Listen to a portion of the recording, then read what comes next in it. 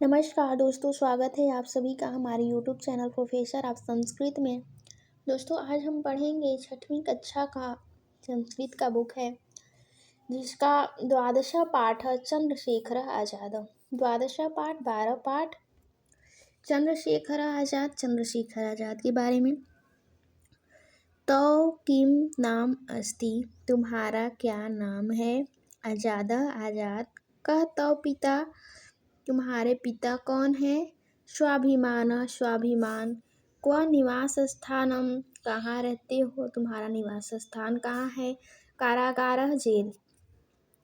न्यायाधीशस्य प्रशासनम् एतादृशानि उत्तराणि भारतस्य परतन्त्रताकाले यः अयच्छत् सः आसीत् चन्द्रशेखर आज़ाद। न्यायाधीश के प्रश्नों का इस प्रकार से उत्तर देने वाला भारत का प्रतंत्र काल के समय भारत के परतंत्र काल के समय न्यायाधीश के प्रश्नों का इस प्रकार से उत्तर दिया वह आसीत् चंद्रशेखर आज़ाद, वह चंद्रशेखर आज़ाद थे। संस्कृतस्य एव छात्र, संस्कृत के ही छात्र। नामना चंद्रशेखर, नाम चंद्रशेखर। तदानीं वाराणस्यां पठति स्म, उस समय वह वाराणसी में पढ़ते थे। 11 वर्ष देशीय अयं यदा जलियावाला कांडस्य नृशंसाम। 11 वर्ष के अवस्था में, जब 11 वर्ष के थे, तब जलियावाला नृशंसाम कांड। नृशंसाम मतलब होता है बेरहमी से, क्रूरता से किया गया जलियावाला कांड को सुनकर अश्रुणोत को सुनकर, तदा तब, जब उन्होंने जलियावाला क्रूरतापूर्वक बेरहमी से किया गया कांड को सुना, तब ही प्रतिज्ञा करोत किया। येन केन अपि, जैसे कैसे भी, प्रकारेण प्रकार से, इदं कुरुशासनम उन्मूलनीयम इति, कि जैसे कैसे भी इस क्रूर शासन को उखाड़ फेंकूंगा।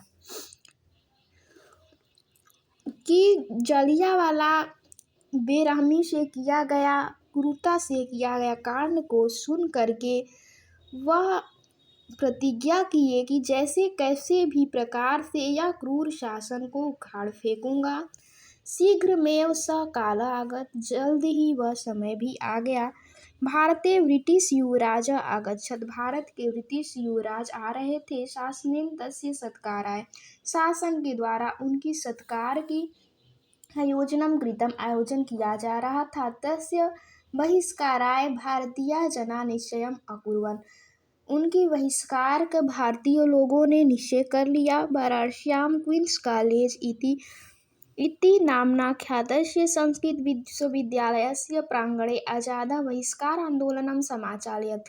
वाराणसी के क्वींस कॉलेज नामक प्रख्यात संस्कृत विश्वविद्यालय के प्रांगण में आज़ाद ने बहिष्कार आंदोलन को चलाया। यदा अल्पवयस्क अपि एतं राजपुरुषा कारागारे अपात्यम्, तब वह छोटी उम्र के थे, उन्हें राजपुरुषा सिपाहियों ने जेल में डाल दिया। कतिपय दिनांतरम च तम न्यायालयम आनयत्, कुछ दिनों बाद उन्हें न्यायालय में लाया गया।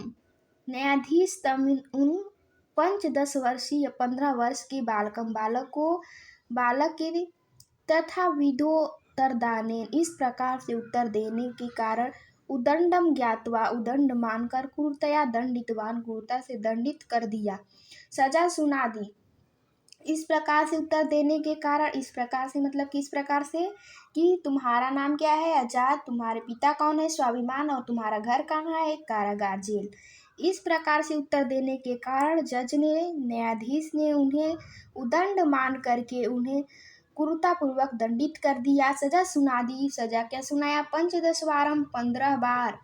वेत्रदंडेन, वेत्र मीन्स कोड़े से, दंडित करने के लिए, ताड़ित्वा मीन्स मारने के लिए, कारागार निष्काय इति, 15 बार कोड़े से मारकर उन्हें जेल से निकालने की सजा सुनाई। वेत्रप्रहारक कोड़े से मारने वाला तम निर्वस्त्रं कृत्वा तस्य पृष्ठदेशं तथा निर्दयं प्रहृतिवान् यथा तस्य पृष्ठचर्म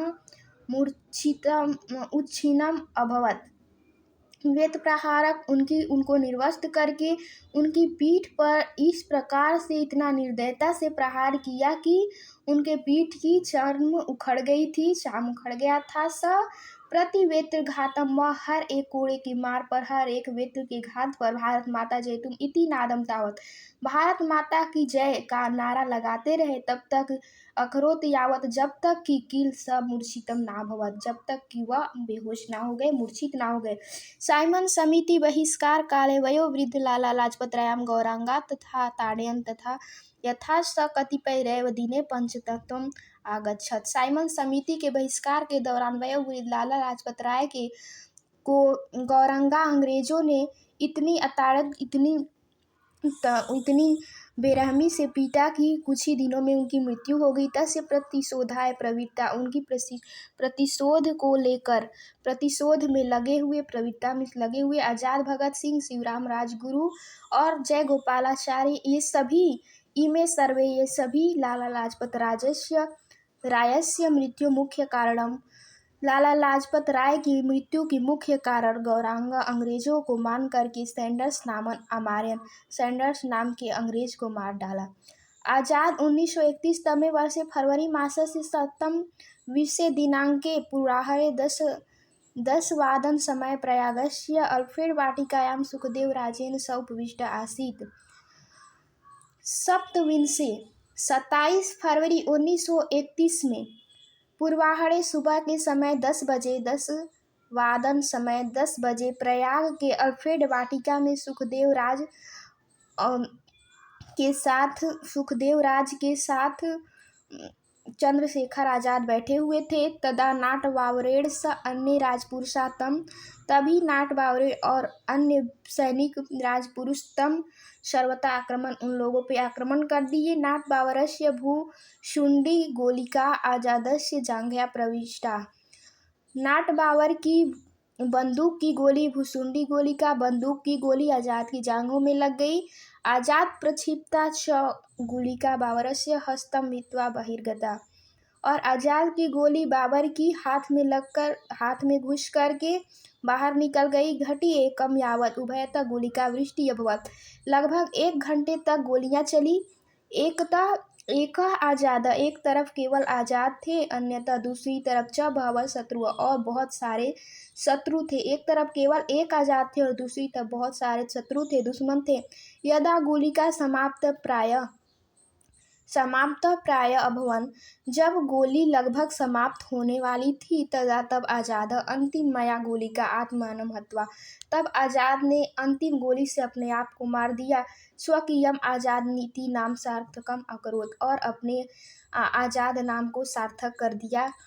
एवंच और इसके अतिरिक्त, और वह स्वतंत्र यज्ञ कुंडे, स्वतंत्रता की यज्ञ कुंड में स्वप्राणानाम आहुतिम, अपने प्राणों की आहुति कृत्वा देकर वीरगतिम प्राप्नोत, और वीरगति को प्राप्त कर गए।